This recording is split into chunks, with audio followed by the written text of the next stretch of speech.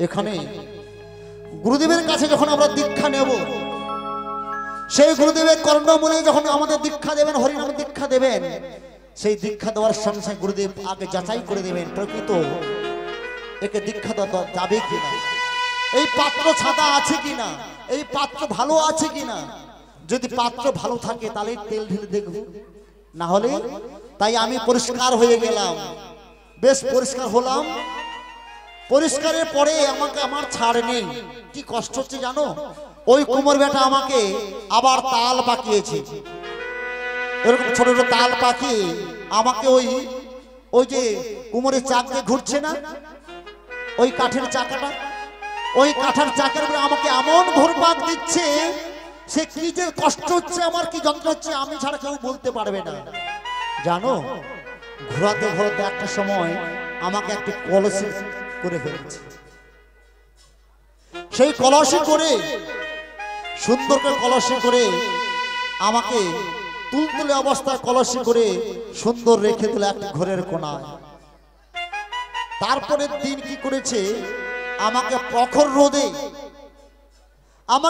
রোদে আমাকে শুকোতে দিয়ে বেটা রোদের বেলায় বিশ্রাম করে ঠান্ডা ঘরের ভেতরে, আর আমি রোদে জ্বলে পুড়ে মরি। এইভাবে বেশ যখন শুকনো হয়ে গেলাম আমাকে ঘরের ভিতর রেখে দিল। তারপরে কিছুদিন পরে কি করছে, আমাকে ওই এমন জ্বলন্ত অগ্নির ভিতরে আমাকে প্রবেশ করে দিল। আমি তো এবারে জ্বলে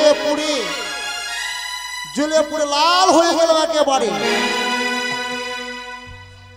যখন লাল হয়ে গেলাম বাড়ির এক কোণায় পড়ে আছি, কিন্তু কোনোদিন আমাকে নিয়ে যায় না। বেশ কিছুদিন কেটে যাওয়ার পর একদিন ওই কুমোর বেটা আমাকে মাথায় করে, যখন মাথায় করেছে আমার কি আনন্দ জানো, মাথায় করে বাজারে নিয়ে গেছে, মাথায় করে নিচ্ছে বাজারে, আর বদনে গাইছে, আর কতকাল গিরিধারী লাল আড়ালে আড়ালে রবে,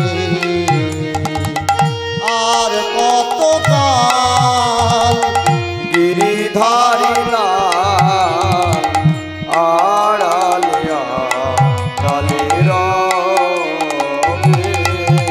আমি শুনিতে কি পাব না তোমার বাঁশরি, শুনিতে কি পাব না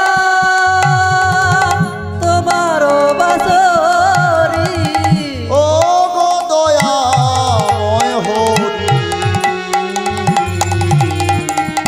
আড়ালে আড়ালে রবে, আর কতকাল গিরিধারী লাল আড়ালে আড়ালে রবে, আর কতকাল গিরিধারী লাল আড়ালে আড়ালে আড়ালে রবে। নীল যমুনার তীরে বাজাতে বাঁশরি, বাঁশি শুনে হায় মজে ব্রজ নারী, নীল যমুনার তীরে বাজাতে বাঁশরি, বাঁশি শুনে হায় মজে ব্রজনারে। মীরার পরাণে এই তো কামনা, নীলার পরারে তো কামনা, দর্শন পাব কবে, আর কতকাল গিরিধারী লাল আড়ালে আড়ালে রবে, আর কতকাল গিরিধারী লাল আড়ালে আড়ালে আড়ালে আড়ালে রবে। হরিনাম গাইতে গাইতে বাজারে পৌঁছে গেল। বাজারে পৌঁছে গিয়ে সমস্ত কলসি সমস্ত মাটির যা পাত্রগুলো সমস্ত পাত্র সমস্ত এক থেকে সাজাচ্ছি, সাজিয়ে সাজিয়ে এক এক করে সমস্ত বিক্রি হচ্ছে। কিন্তু একাধারে আমি এক কলস হয়ে বসে আছি, কেউ আমাকে সেদিন দেখছে না। আমার এমনও ভাগ্য, সবাই আসছে আমাকে, কেউ স্পর্শ করছে না আমাকে, অন্যান্য পাত্র নিয়ে সবাই চলে যাচ্ছে। ঠিক আমার মালিক দোকান বন্ধ করবে এমন সময় তোমার ওই গুরুদেব তিনি এলেন। তিনি এসে আমার গায়ে হাত দিয়ে টোকা দিচ্ছে। টোকা দেওয়ার পরে বলছে, বলো বলো দোকানদার ভাই, তোমার এই কলসের দাম কত? সেই কলসি কিনে বেচা করে আমাকে নিয়ে এলো এই ধামে। এই ধামে নিয়ে এসে বলো তো আমি কোথায় ছিলাম? আবর্জনা হয়ে মৃত্তিকালে পড়েছিলাম জঙ্গলের ভেতরে। সেই জঙ্গলের ভেতরে এক কুমোর বাটা নিয়ে এসে আমাকে ভালো করে পরিষ্কার করলো। পরিষ্কার পুরো তুলতুলে গোল করে আমাকে কুমোরের চাকে চাপালো। তারপরে কলশিল্পী আমাকে মৃত্তিকা কলশিল্পে পরিণত করলো। তারপরে জ্বলন্ত অগ্নি কুণ্ডের ভিতরে ঢুকিয়ে আমাকে পোড়ালো। তারপরে বাজারে নিয়ে এসে বিক্রি করলো। এখন আমি প্রত্যেক দিন, আমার এমন ভাগ্য, আমি প্রত্যেকদিন গঙ্গা স্নান করছি সকাল আর বিকাল। বলো তো যারা যে ভক্তরা কুম্ভতে কিংবা পৌষ সংক্রান্তি মকর সংক্রান্তি যারা চলে যায় বীরভূম, গঙ্গা স্নান করার জন্য চলে যায়, সাগর স্নান করে যারা চলে যায়, তারা বছরে একবার আসে। কিন্তু আমি প্রত্যেক দিনই নেই গঙ্গা স্নান করছি আমি। তাহলে আমি কত পবিত্র বলো তো? তাই তুমি আমাকে ভেঙে দিচ্ছ কেন? চলে যাও তুমি। কলসে এই কথাগুলো শুনে ভয়ে থরথর করে কাঁপতে লাগলো দেখি। তারপরে কলস বলছে, কলসি বারবার মাথায় করছে আর বলছে, কলসি আমাকে ক্ষমা করে দাও, আমার ভুল হয়ে গেছে। এমন করতে করতে কিছুদিন যাওয়ার পরে সেই কলসি বইতে বইতে, হরে কৃষ্ণ জানি তাই এখন যিনারা বাকি আছেন দয়া করে আমাদের প্রসাদ চলছে, প্রসাদ জায়গায় চলে যান, আমিও একটু মধ্যে আমি বিশ্রাম করব। তাই রাধে রাধে, নিতাই গৌর প্রেমানন্দে হরি হরি বল। তাই আজ সেই দুঃখী, আজ বেশ কিছুদিন পরে সেই কলসি বইতে বইতে জল বইতে তার মাথায় হলো পচা ঘা। কিন্তু গুরুদেব বলছে মাথায় গামছা বাঁধা চলবে না। কিন্তু একদিন গুরুদেব আশ্রমে কিছুদিন জন্য আশ্রমে ছিল না, অন্যত্র চলে গিয়েছিলেন। কিন্তু এদিকে সেই পচা ঘায় আর বইতে পারলো না। শেষ পর্যন্ত গামছা বেঁধে বইতে আরম্ভ করলো কলসি। কিন্তু একদিন সকাল বেলায় হঠাৎ করে গুরুদেব পৌঁছে গেলেন। বলছে, দুঃখী তোর এত বড় সাহস, আমার অনুমতি বিনা তুই মাথায় গামছা পরে কলসির জল বইছি? আয় আমার কাছে আয়, আয় বলছে আমার কাছে আয়। দুঃখী কাঁপছে, ভয়ে গুরুদেবের কাছে যাচ্ছে না। গুরুদেব ছুটে গিয়ে যেই না মাথার গামছা খুলে দিল, অমৃতে লাখের মাঝে ভ ভ করে উঠতে লাগলো, দুঃখী গুরুদেব।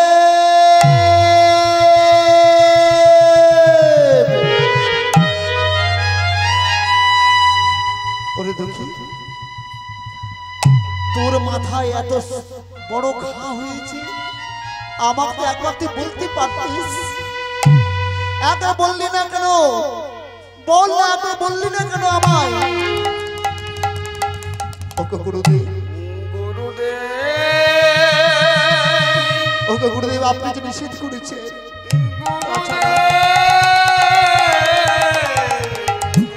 আমি কার কাছে গিয়ে বলবো? আপনি তো আশ্রমে ছিলেন না।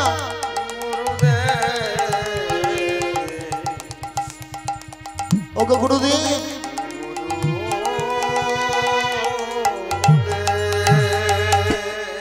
আপনার কাছে গিয়ে আপনার চরণে বললো হয়তো আপনি আমাকে ঔষধ দিতেন, তাতে হয়তো আমার মাথার এই ঘাটা ভালো হয়ে যেত।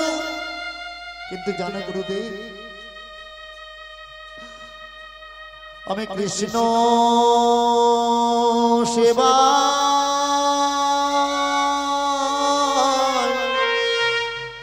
আমি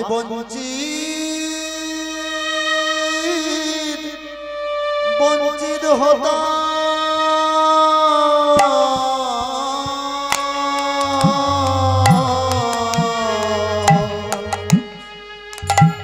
আমি কৃষ্ণ সেবা হতে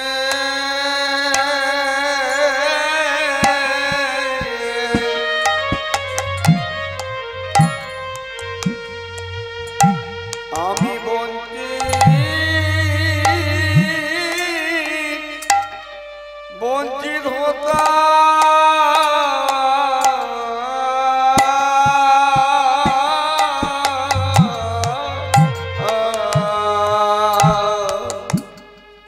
গুরুদেব, আপনার কাছে আমার খায়ের কথা বললে হয়তো আমার সুখ হতো,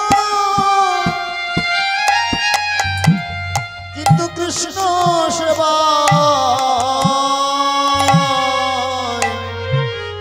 আমি কৃষ্ণ সেবা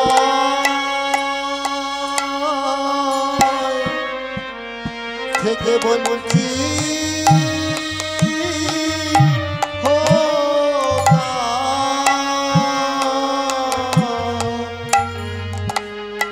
কৃষ্ণ সেবা হতে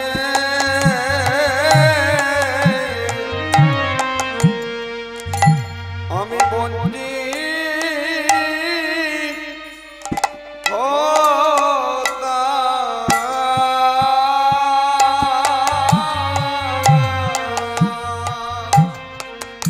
ওকে গুরুদেব, হয়তো আপনার কাছে বললে হয়তো আপনি আমাকে ওষুধ দিতেন, সেই ওষুধ খেয়ে হয়তো আমার মাথার ঘাস ছেড়ে যেত, কিন্তু আমি কৃষ্ণ সেবা থেকে বঞ্চিত হয়ে যেতাম।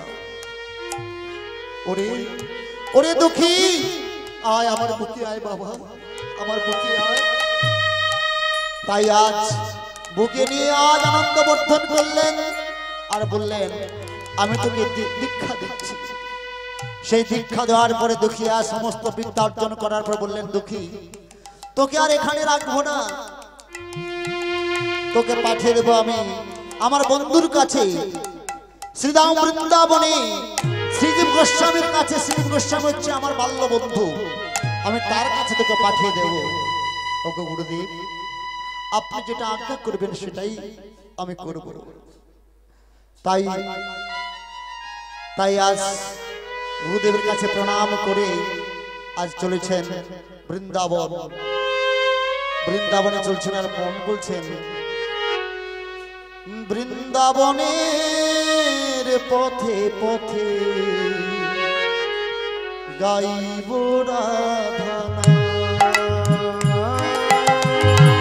বৃন্দাবনের পথে পথে গাইব রাধা। বৃন্দাবনের পথে পথে গাইব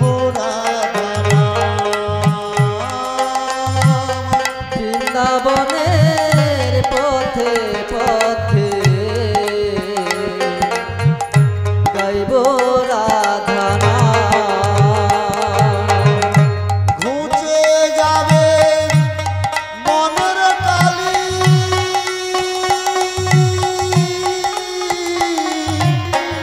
পূর্ণ হবে মনস্কাম। বৃন্দাবনের পথে পথে গাইব রাধা নাম। বৃন্দাবনের পথে পথে গাইব রাধা নাম। জীবনটা মোর কাটিয়ে দিলাম অনেক কাজের ভিড়ে। জীবনটাকে কাটিয়ে দিলাম হাজার কাজের ভিড়ে।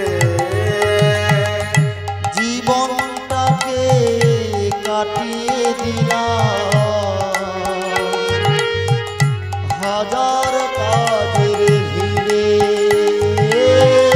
জীবনটাকে কাটিয়ে দিলাম হাজার কাজের ভিড়ে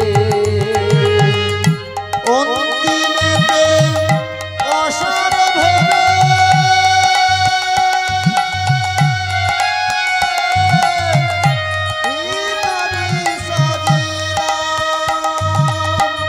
ভিক্ষার পাত্র হাতে লয়ে ভিক্ষার পাত্র হাতে লয়ে ভিখারি সাজিলাম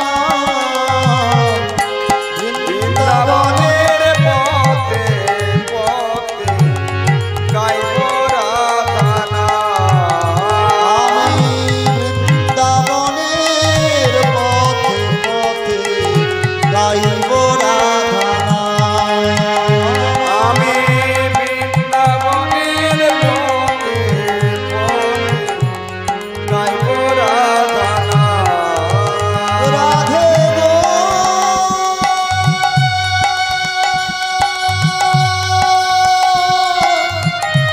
রাধে গো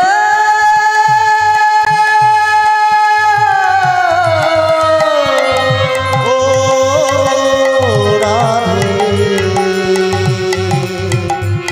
রাধে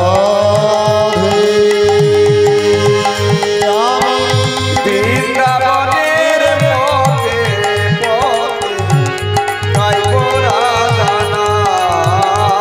আমি বৃন্দাবনের পথে পথে গাইব রাধা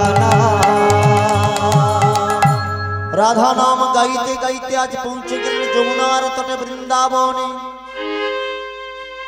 সেই বৃন্দাবনে যমুনার ধারে কত ভক্ত আসছে আসছে হরিনাম গাইছে রাধা নাম গাইছে, কিন্তু এই দুঃখী আজ এমন ভাবে হরিনাম রাধা নাম গাইছে বৃন্দাবনে গিয়ে সমস্ত ভক্তগণ ওকে জড়ো করে সবাই ঘিরে ফেলেছে। আর ওই বৃন্দাবনের যে আশ্রম রয়েছে শ্রী গোস্বামী সেই গুরু বলছে, গুরুদেব দেখবেন চলুন কোথা থেকে বাবাজি এসেছে, এমন নাম কীর্তন করছে অতুলনীয় ভাবা যাচ্ছে না, চলুন শ্রবণ করবেন চলুন।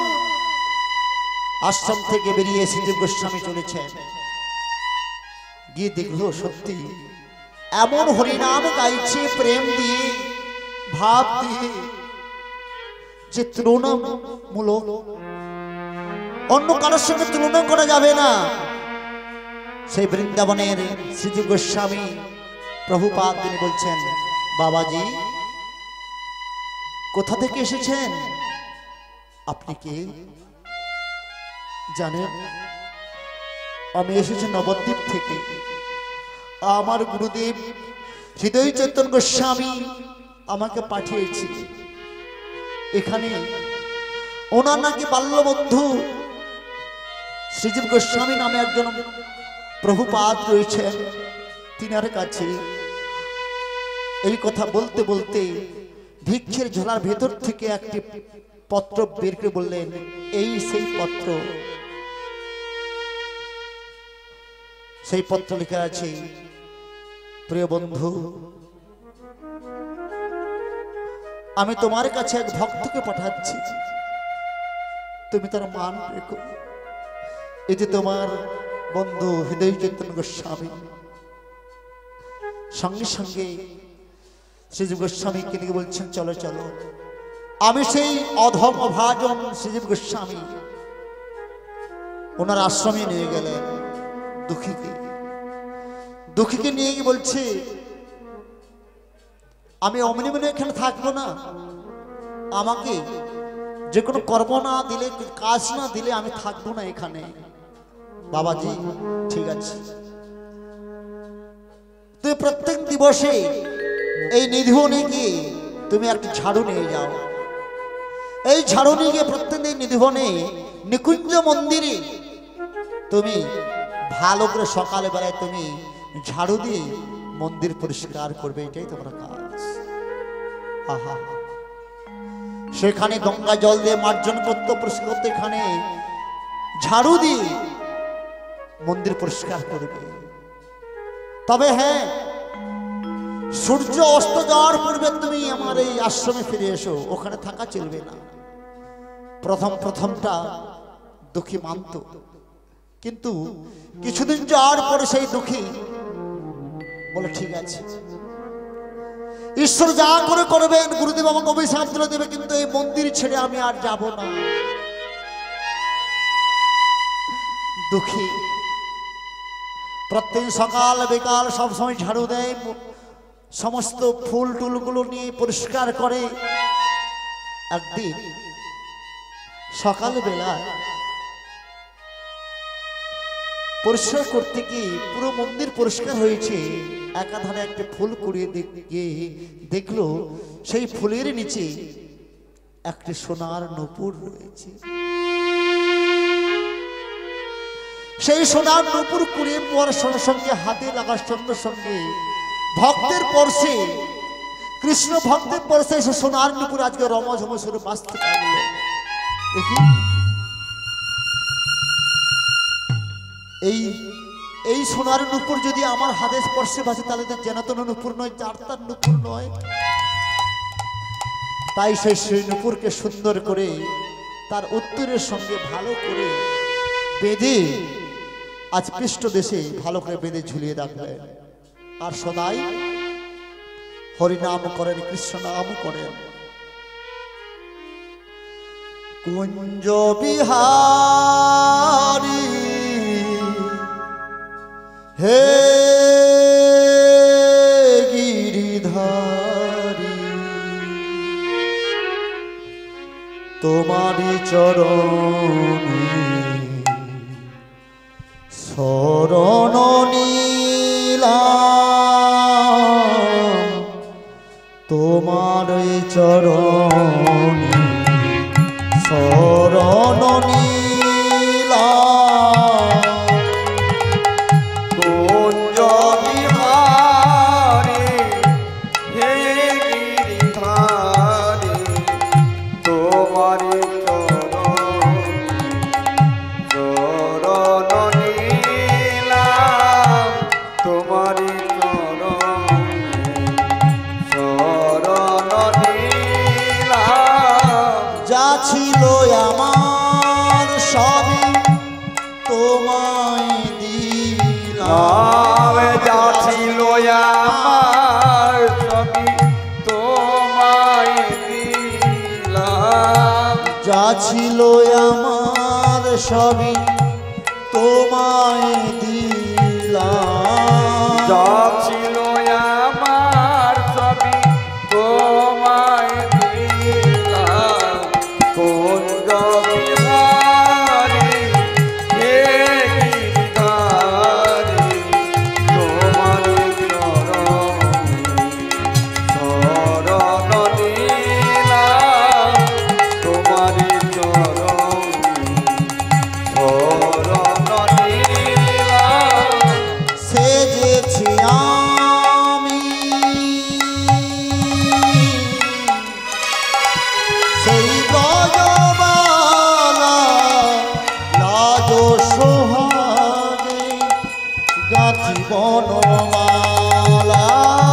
সেজেছি আমি সেই ব্রজবালা,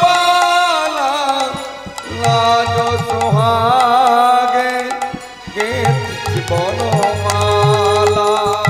সেজেছি আমি সেই ব্রজবালা, লাজ সোহাগে গাঁথি বনমালা।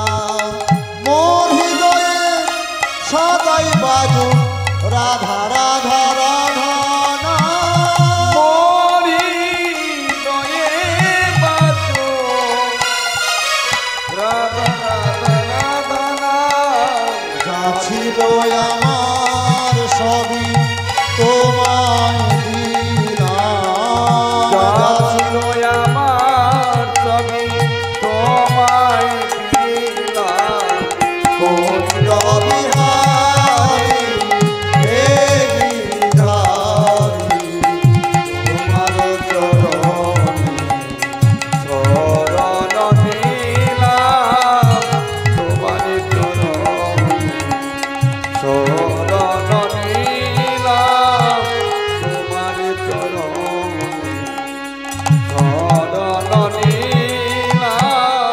নন্দ কিশোর এসো এসো মধুপুরে ভাত শরণে এসো মধুপুরে নন্দ কিশোরে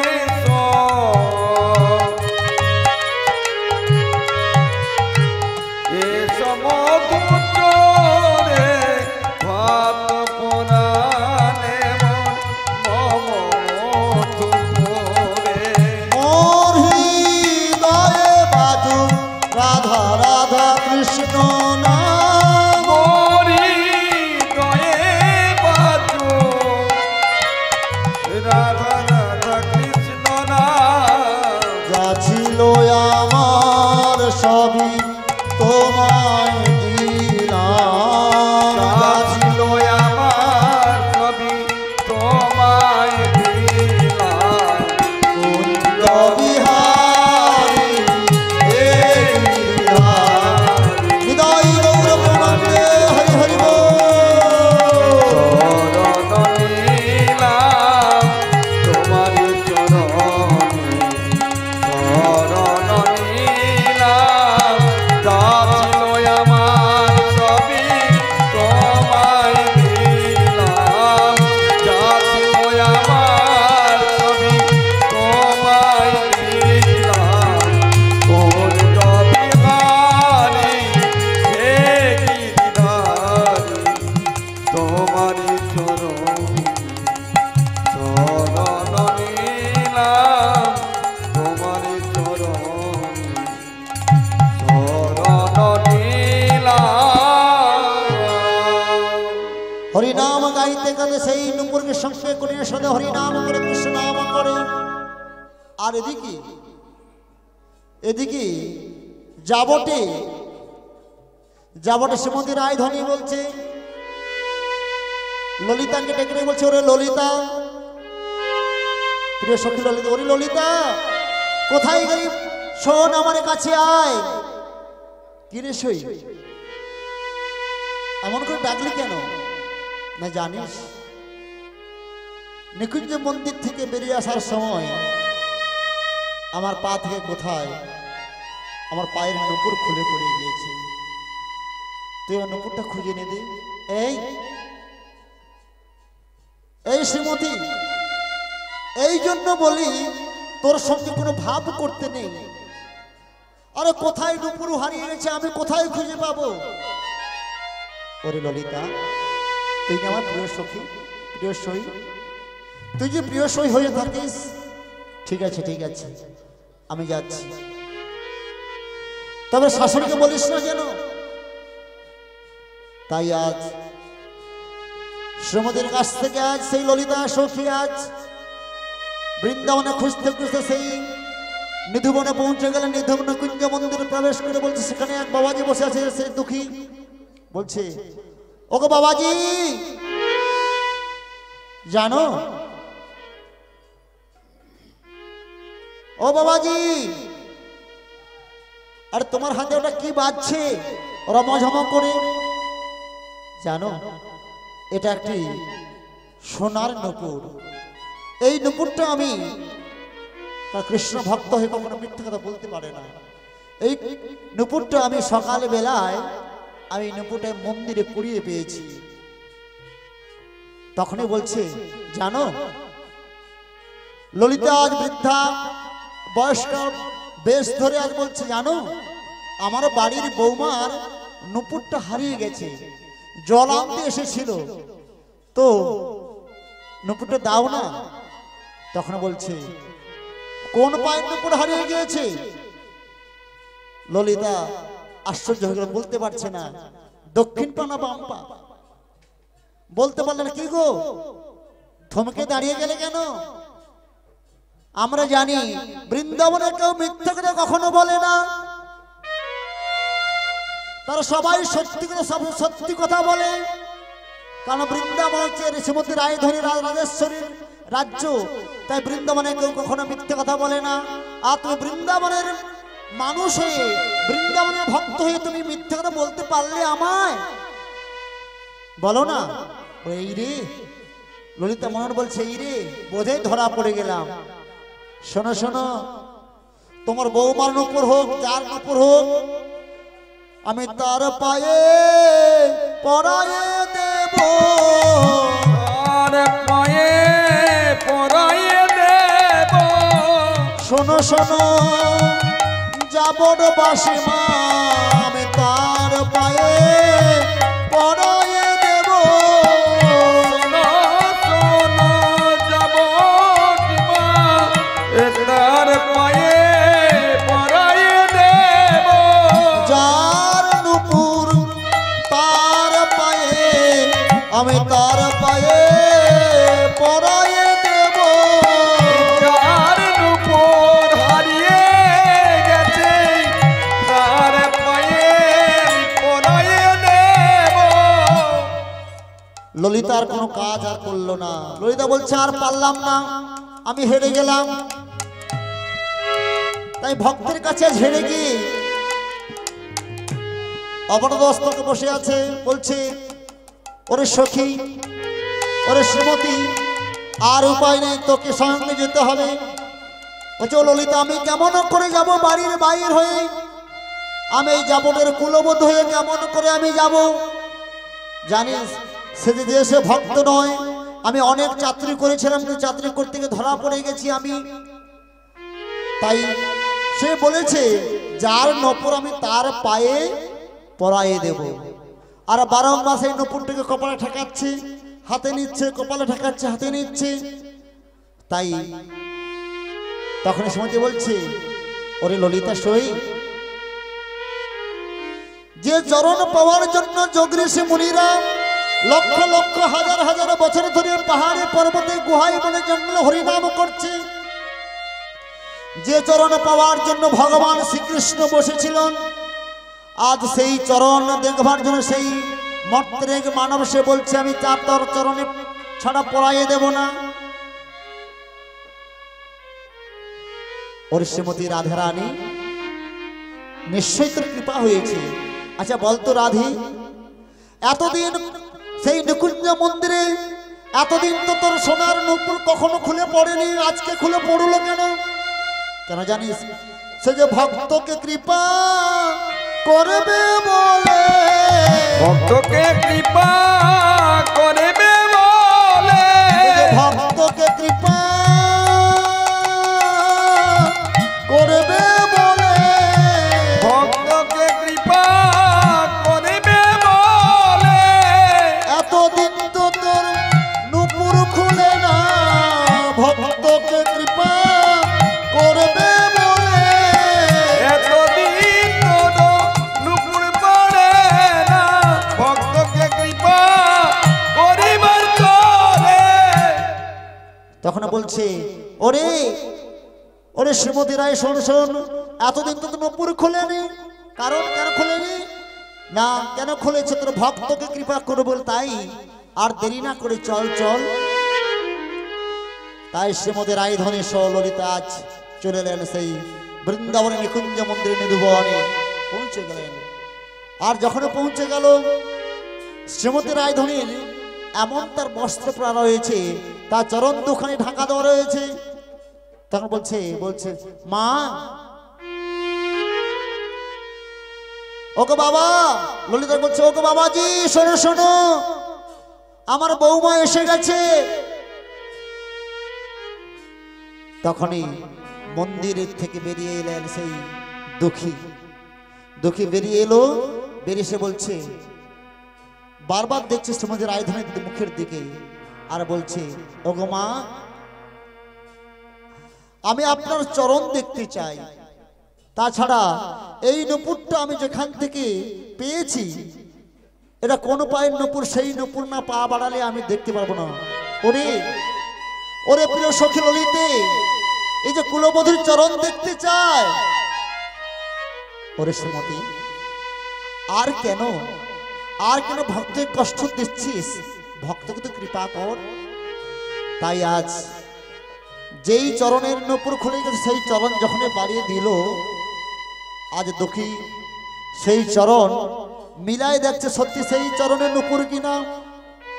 কারণ আর ঠিক নূপুর সেই নূপুরের সঙ্গে মিলাই দেখছে যে সত্যি একই নূপুর কিনা। মিলাই দেখার পরে বলছে, ওগো রাধে, ওগো বৃন্দাবনেশ্বরী, আমায় কৃপা করো, আমায় করুণা করো। তাই শ্রীমতী রাধারানী চরণ আজ যখনই চরণ দেখছে সেই চরণের 49 চিহ্ন সংকেত রয়েছে, দেখে অবাক হয়ে গেলেন। তখনই বুঝতে পারলেন দুঃখী যে আর কেউ নয়, এ ভগবানের সেই আর কোন শ্রীমতী রায়ধনী, বৃন্দাবনেশ্বরী রাজরাজেশ্বরী সেই রায়ধনী। যখনই তাই তার বন্দনা আরম্ভ করলো, জয় রাধে গোবিন্দ জয় রাধে রাধে, জয় রাধে গোবিন্দ জয় রাধে রাধে। নূপুর নিয়ে আজ বন্দনা শুরু করতে করতে তখন বলছে, ওরে ওরে ললিতা, শোন শোন শোন শোন শোন, আজকে আমি যখন কৃপা করেছি তখন আমার সেই ভক্ত বললেন যে প্রভু, ললিতা এদিকে দাঁড়িয়ে আছে, বাম ধারে ললিতা দাঁড়িয়ে আছে, তারপরে দাঁড়িয়ে আছে আমার শ্রীমতী রায়ধনী। আর ভক্তকে কৃপা করার জন্য ভগবান আর থাকতে পারলেন না, ভগবান শ্রীকৃষ্ণ তিনিও ভক্তকে কৃপা করার জন্য তিনিও চলে এলেন, যুগলে দাঁড়ালেন। যুগলে দাঁড়িয়ে আজ সেই রাধারানী শ্রীমতী কি করলেন না, দুঃখীর কপালে তিলক এঁকে দিলেন। হৃদয় গোস্বামীর যে তিলক ছিল সেই তিলক বাদ দিয়ে আজকে রাধারানীর চরণের নূপুর তিলক আঁকিয়ে দিল আজ, যাকে শ্যামানন্দ তিলক বলা হয়। সেই নূপুর তিলক আঁকিয়ে দিয়েছে। এবং ললিতা সে বলছে, প্রভু আপনি তো নাম দিলেন যিনি আমার স্বামীকে আনন্দ দিয়েছে, তার নাম শ্যামানন্দ। আর শ্রীমতী রাধাকে দিলেন তিলক, এবং ললিতা কি দিল, ললিতা দিলেন নামসূত্র। নামসূত্র দিয়ে আজ কৃপা করলেন দুজনে। কৃপা করার পরেই ভক্ত ভগবানের এইখানে মিলন করতে বাবা। রাধে রাধে, নিতাই গৌর প্রেমানন্দে হরি হরি বল। অনেক রাত্রি হয়ে গেছে, হরে কৃষ্ণ। তাই আজ রাধা গোবিন্দের মিলন হলো, ভক্ত ভগবানের মিলন হলো। মিলনের পরে আজ সমস্ত ভক্ত বিনয় মিলে বৃন্দাবনের সমস্ত ভক্তরা তারা গাইছে, জয় রাধা গোবিন্দ জয় রাধে রাধে, রাধা গোবিন্দ জয় রাধে রাধে, জয় রাধে গোবিন্দ জয় রাধে রাধে, জয় রাধা গোবিন্দ জয় রাধে রাধে, ও গো জয় রাধা গোবিন্দ জয় রাধে রাধে, জয় রাধা গোবিন্দ জয় রাধে রাধে, জয় রাধে গোবিন্দ জয় রাধে রাধে। ওগো ভক্ত আর ভগবানের মিলন হইল, ও ভক্ত আর ভগবানের মিলন হইল, ওগো ভক্ত আর ভগবানের মিলন হইল, ও ভক্ত আর ভগবানের মিলন হইল। আর প্রেমানন্দে সবাই মিলে হরি হরি বল, হরি বল, হরি বল, হরি বল, হরি বল, হরি বল,